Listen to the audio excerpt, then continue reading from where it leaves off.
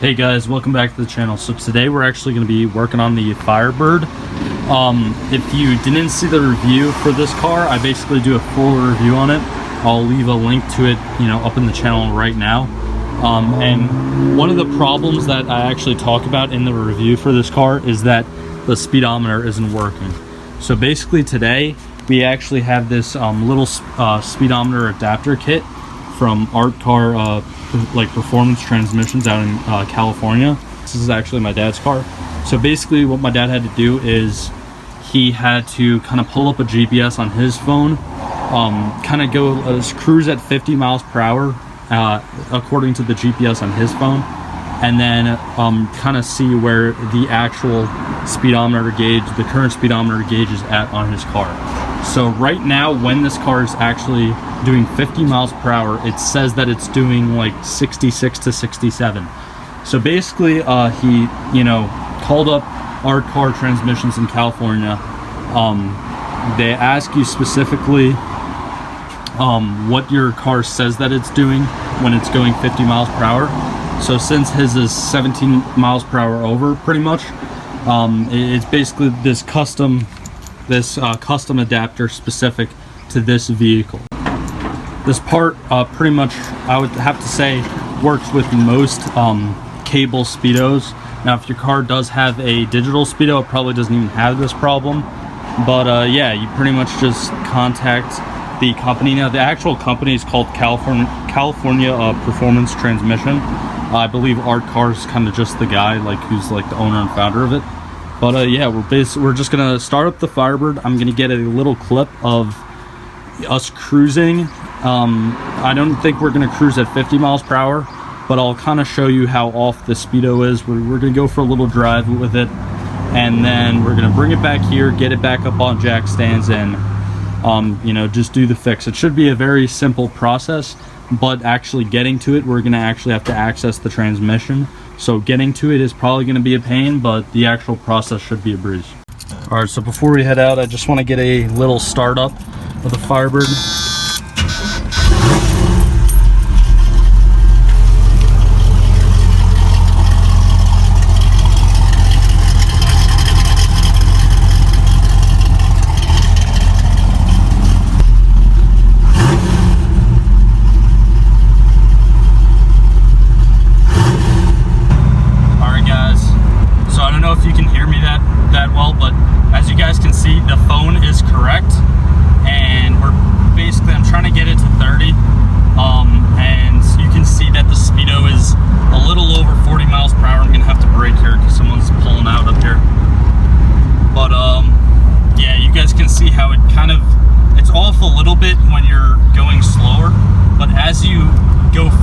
Faster and faster, it exponentially gets worse.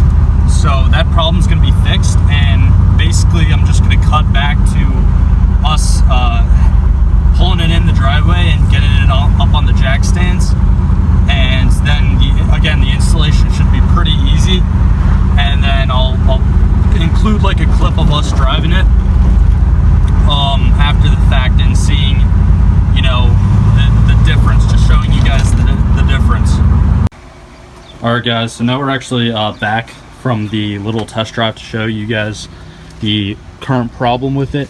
And as you can see, we have it on ramps, plus we kind of have a jack stand right there, as well as the jack kind of holding it in place, because basically I'll get underneath there in a second, but we got to kind of go to the very end of the transmission to do this repair.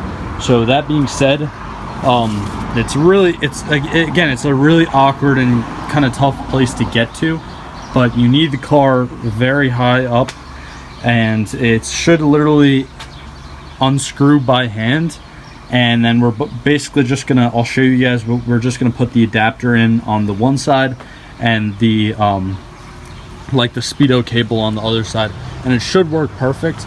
And again, I'm also gonna film a driving clip once everything's done, car's back down and we're out driving again, so you can kind of compare the before and after. But yeah, it's kind of annoying, but we definitely got a decent amount of space, so I'm actually just gonna crawl under there right now and show you guys what we're in for. Alright guys, this is probably gonna come out terrible, this filming, but just bear with me. So when you're dealing with this part of the car, you just want to be conscious of the headers. Obviously, we just drove it.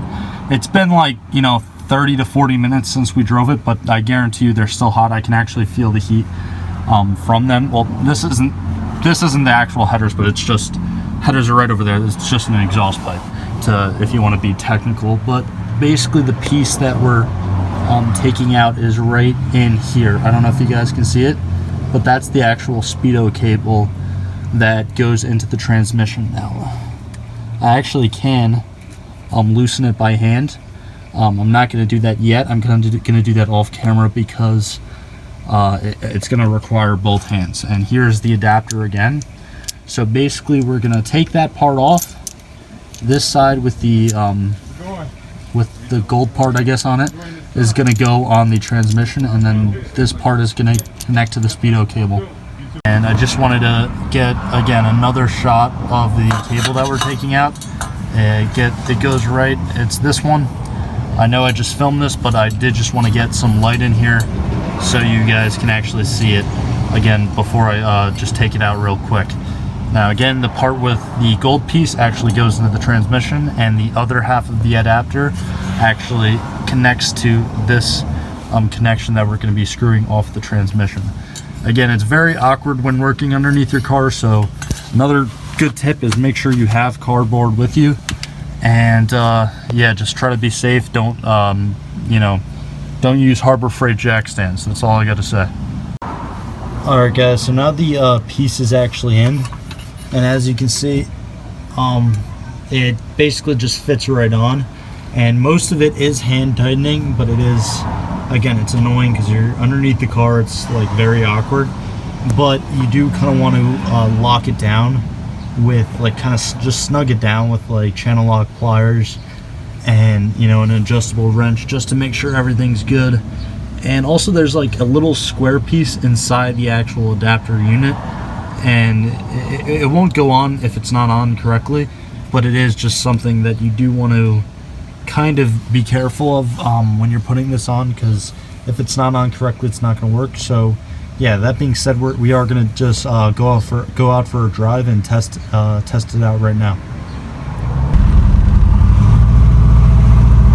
Alright guys, so now we're actually back in the car, and it seems to be working perfect. I did kind of have a little bit of doubts with it, but yeah, it's pretty much spot on. Now right now you can see that I'm doing just under 30 on the actual speedo of the car, and the phone, the GPS, is registering basically the same.